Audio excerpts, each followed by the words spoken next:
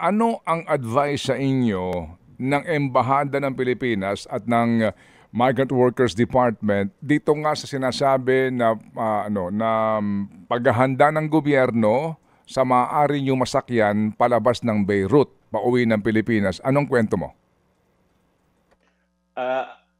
Nagpalista na po ako. Ngayon, nag-message po ako kahapon. Tapos, nag-auto-generated yung ano nila. Nag-anuli ako ng pangalan ko. Hindi naman po nasagot, pero naghihintay pa rin po ako ngayon. Sa ngayon po, tulad sa nangyayari, hindi rin namin alam kung kailan namin malalaman yung exit clearance namin.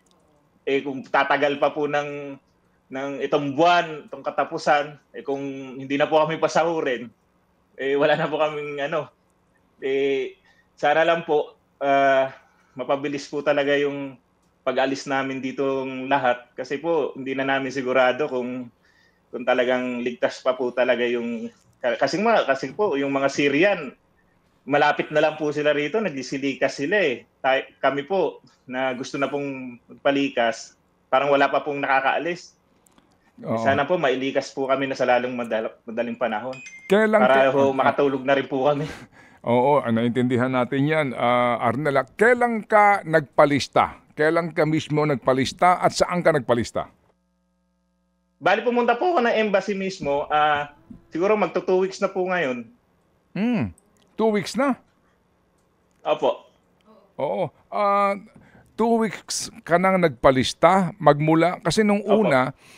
Kasi etong sitwasyon sa amin na mga panayam sa taga-DMW, sa DFA, sinasabi nga nila maraming Pilipino ang ayaw magpalista kasi ang tingin nila matatapos din ito at kaya pa nila dyan. Pero yun nga, may mga sinasabi sila na may mga nagpapalista pero nagbabago ng isip. Ikaw, anong sitwasyon mo?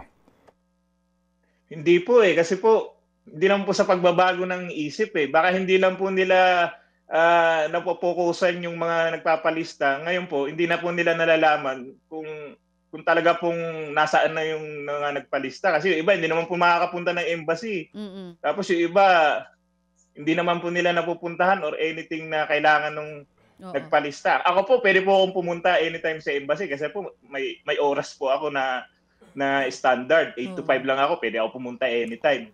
At saka malapit ka dyan sa area. Pwede naman po ako. Magta-taxi lang po ako. Pwede naman po. Yung embassy po, nasa likod lang din po yung madalas na binubomba ron Oo. May tao naman lagi sa embassy.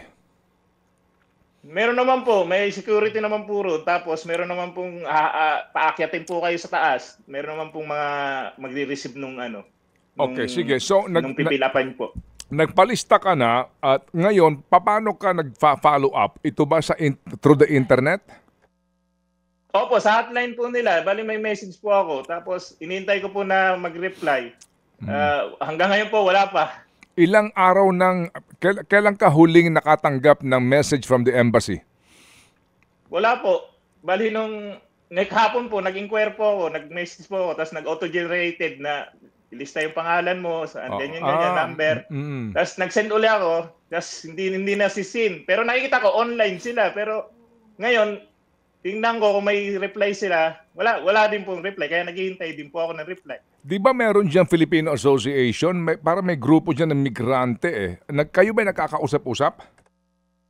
Opo, sila po yung tumutulong sa amin. Yung migrante po sila po yung talagang nagpupursige na maayos yung pag-alikas namin dito kasi hindi naman po dahil sa kanila, hindi rin po kami makakapagsabi ng nararamdaman namin yung kalagayan namin talaga dito na marami po, di ba, nagsasabi na safe pa raw yung ibang lugar, safe yung wala naman talagang safe na kasi minsan kahit nasa bundok na nararamdaman din nila yung pagsabog Kumbaga, buong Lebanon naman kasi marami na rin namamatay, saka maraming injury. 2,000 na yung namamatay, 10,000 yung mga injuries, kaya hindi naman po talaga masasabi na safe na talaga. So Arnel, magmula nung 2 weeks ago na nagpunta ka sa embassy para magpalista, ni isang official response ng embassy, ng DMW, wala ka natanggap? Wala pa po. Kaya naghihintay din po ako ng message, hindi rin po nasisin pa. Kaya nga hindi ko po alam kung hanggang kailan ako maghihintay. Hindi ko rin po alam kung makakasahod pa po ako kasi almost na wala na rin kaming trabaho. Saka minsan-minsan na lang kami pumapasok. Ted Filon at DJ Chacha. Ngayon, nasa Radyo 5, 92.3 News FM. Monday to Friday, 6 to 10 a.m.